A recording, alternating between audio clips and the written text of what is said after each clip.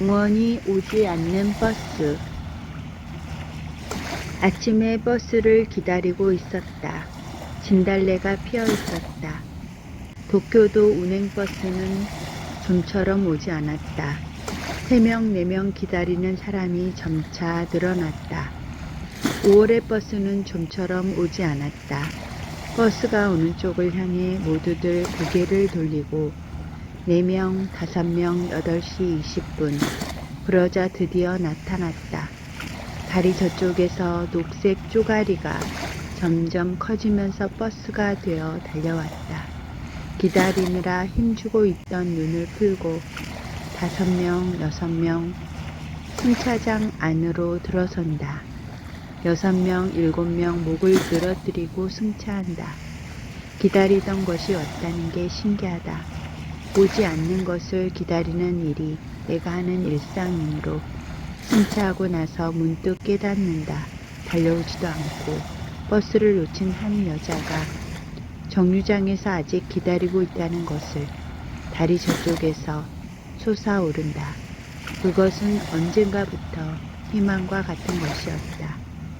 진흙 묻은 스커트가 바람에 휘감기고 버스를 바라보는 동안 날은 흐렸다 개었다 하고 그리고 오늘 아침도 하늘을 향해 먼지에 찌든 마을의 굴뚝은 솟아있고 거기에서 찢겨져 나와 그저 밝은 다음 역으로 우리들은 점잖게 이동되어 간다.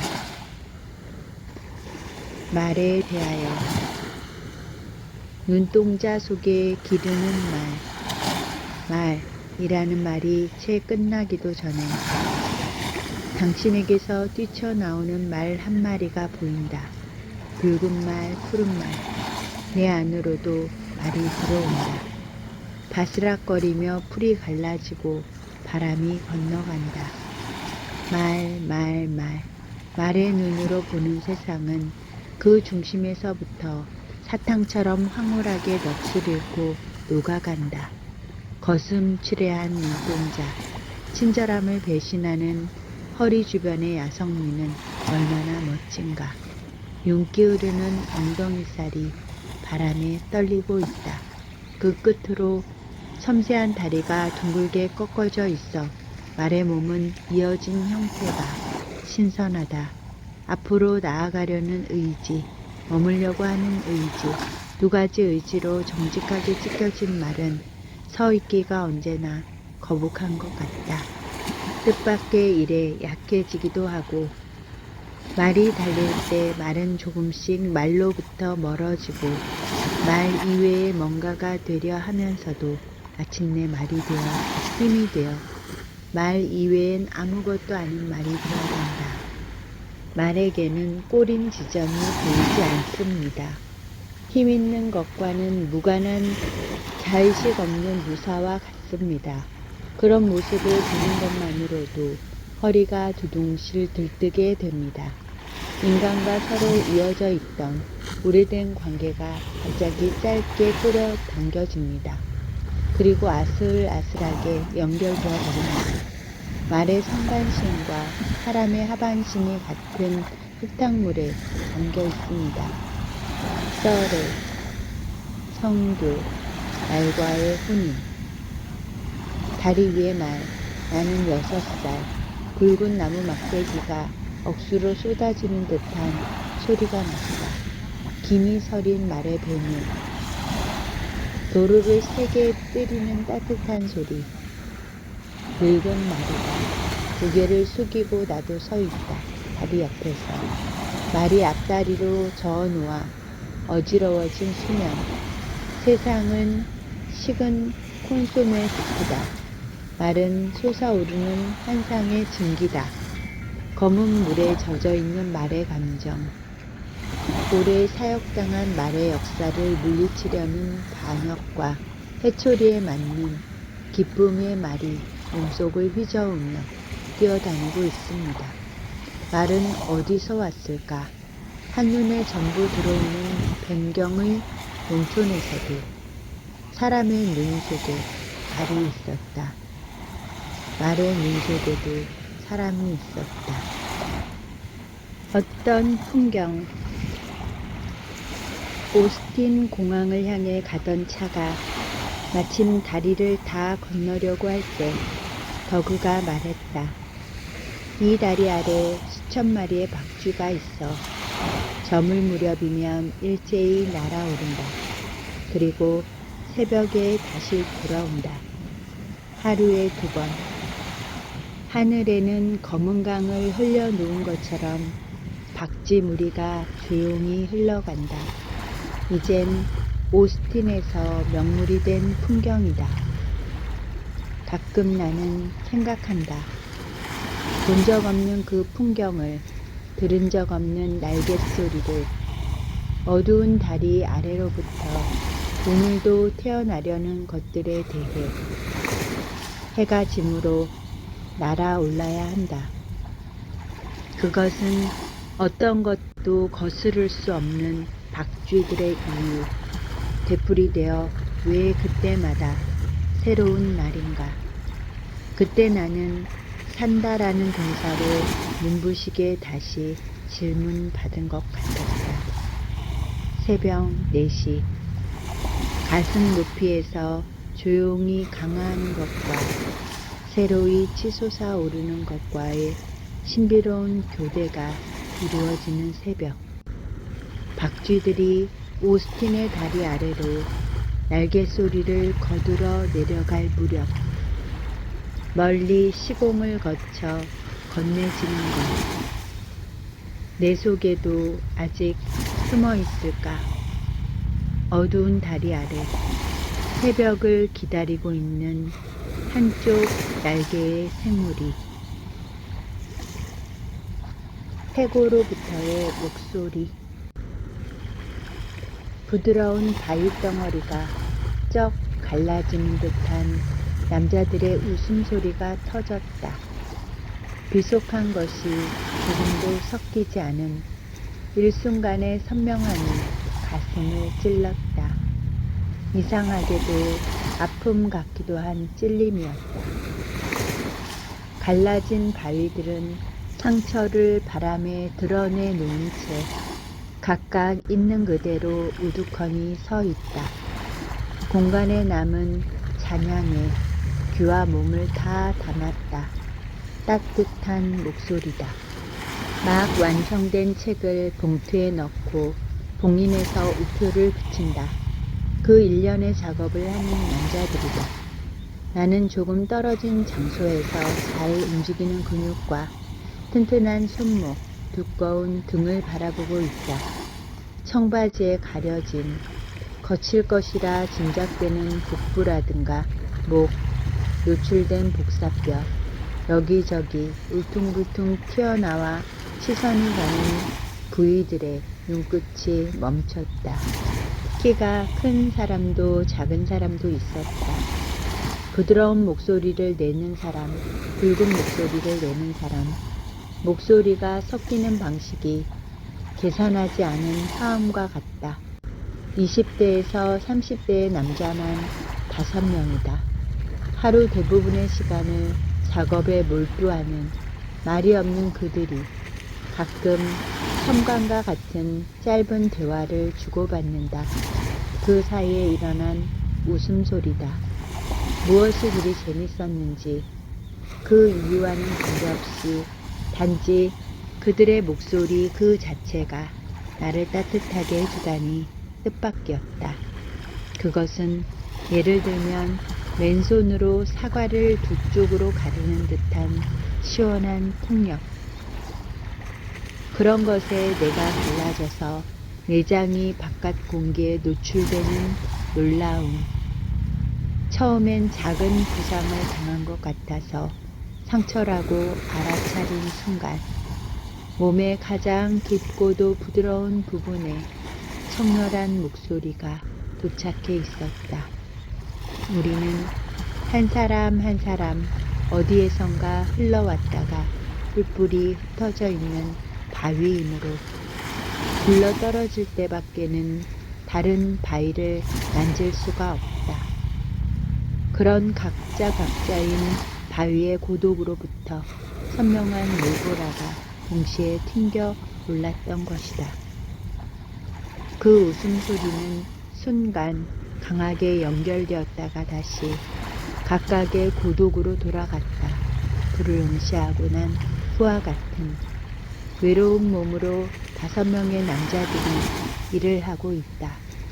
그들의 물결치는 어깨 저 너머로 마른 바람이 지나가는 태고의 지붕이 보인다. 그 하늘 아래도 5명의 남자가 있다. 거지 노파가 옆자리 멍석에 앉아 눈을 감고 그들의 목소리를 듣고 있다.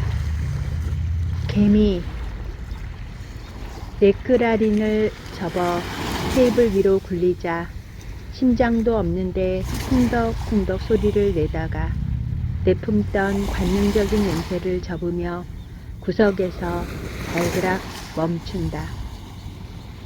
이 과일의 조그마한 뻔뻔스러움, 멈춰선 곳에 자신의 그림자를 휙 펼쳐놓고 겨루듯 잠시 우두커니 서 있는 가라앉은 빨간색의 밉살스런 아름다움이다. 과실 속에 셀룰로이드로 만든 빛나는 비탈길이 펼쳐져 있어 그 뾰족한 끝이 과실을 받쳐주는 테이블과 접촉해 있다. 접점이라는 접점이 모두 열을 냈다가 모든 관계가 거기서부터 부패하듯이 과실도 밑바닥에서부터 조용히 늙어간다. 벌꿀처럼 걸쭉한 의지를 소리도 내지 않고 표피 밖으로 흘리면서 나는 테이블 위에 과실을 집어들고 위험에 처한 상황에 매료된다. 따져보고 다시 되돌아가도 열매는 그 나뭇가지 높이로 다시 오를 수 없다. 이제 지상에 떨어져 음식이 된 열매를 손으로 높이 쳐들고 표피를 비춰본다. 안에서는 아주 섬세하고 위화감을 부르짖는 날카로운 소리가 난다. 입에 물면 과육에서는 어릿한 단맛이 나지만 껍질과 과육 사이의 신맛이 더 강하게 뒷맛으로 남아 과실의 성분에 텁텁한 외로움이 더해진다. 배웅했던 특급 열차 유리창 너머에 그다지 깊이 인상이 남을 리도 없는 남자의 옆 얼굴이 왠지 그리운 기억으로 눈에 남아있듯이 넥타린의 단맛이 혀에 감지되고 그 다음에 오는 날카로운 신맛이 채찍처럼 이 과실을 엄격히 교육하고 있다. 따낸 과실은 밤의 영역에 포함되어 있다. 아침의 과실은 건강한 오른손으로 밤의 영역으로부터 꺼내야 한다. 밤의 공기가 담긴 넥타린은 무겁다. 와삭와삭 씹으면 공기가 무너져 따낸 후의 과실의 역사가 과실의 내부를 역류해 간다. 이 비탈길을 굴러가라. 테이블 위에는 참극의 흔적으로 혹처럼 생긴 씨가 굴러다닐 뿐이다. 휘감고 있던 과육에 부풀이 붙은 넥타린 씨에 이윽고 개미 한 마리가 기어 올라간다. 넥타린, 복숭아의 변종. 짐승의 길. 여름 산길에서 마귀알멈을 만났다. 머리에는 낡은 천을 휘감고 허리에는 너덜너덜한 천을 늘어뜨리고 둔중한 손도끼를 들고 있었다. 스쳐 지날 때 손도끼 칼날이 번쩍 소리를 내며 무겁게 빛났다. 벌어진 입안에는 한 개만 남은 이빨. 여름산에 가득 넘치는 녹음 속에서 마귀알멈 입속의 작은 어둠. 거기로 산의 여러 소리들이 하나씩 차례로 빨려들었다. 늙고 교활한 연기처럼 이름도 드러내지 못하고 사람들로부터 소외당하고 그것을 알면서도 산길을 내려간 마귀할멈이여. 30년도 더 지난 여름날 어느 하루에 그 마귀할멈이 내가 아니고 누구란 말인가. 짐승의 길. 숨어서 살아라. 2마리 메아리 치고 1마리 파리조차도 그 외로운 등에 앉을 수 없다. Pennies from heaven. 짝 벌린 남자의 가랑이 한가운데를 여자가 흠칫흠칫 손을 댄다. 남자는 키가 크고 머리가 막 벗겨지기 시작했다. 여자는 분열증, 아름다운 영혼의 소유자로 어떻게 지금까지 남자를 피해왔지? 라고 남자가 질문할 것 같은 여자다. 첫날 밤 침대에서 자, 이걸 좀 봐, 만져봐. 이런 말을 입 밖으로 내진 않지만 따뜻한 남자는 마음으로 자신의 몸과 여자를 바라보며 비교하는 게 참 좋았다. 영화 이야기다. 그런 아름다운 장면이 실제로는 없을 것이다. 그런 따뜻한 장면은 없다. 어느 날 괴로운 일로 우울한 날 무심코 아주 자연스러운 움직임으로 내 안에서 그 장면이 되살아났던 적이 있다. 자, 이걸 좀 봐. 만져봐. 그때 여자의 뻗은 손 대신 내 속에서 손이 뻗쳐서 손가락에 뭔가 아주 따뜻한 것이 닿았다. 침침하고 어느 곳보다도 깊은 인간의 가랑이. 그 가랑이를 그렇게 열 수 있는 남자란 정말 어떤 사람일까? 영화 속 그 사람이 해주던 대리 체험이 그때 내 속에서 되살아나 부스러진 나를 그 한가운데서 따뜻하게 해주었다. 자신과 결혼해서 그녀가 뭐든 다 꽃피웠다고 생각지 않아? 내 속에서 살그머니 뻗친 손, 그리고 따스한 음경에 닿은 촉감의 이미지. 이처럼 은총과 같은 따뜻함은 어디서 왔을까? 예를 들어 봄날 쌓였던 눈 아래서 돌연히 나타나는 뻔뻔스러운 검은 흙처럼, 예를 들어 막 새로 끓여놓은 뜨거운 물처럼. 하지만 어떤 비유도 닿을 수 없는 그것이야말로 생의 심지 그 자체였다.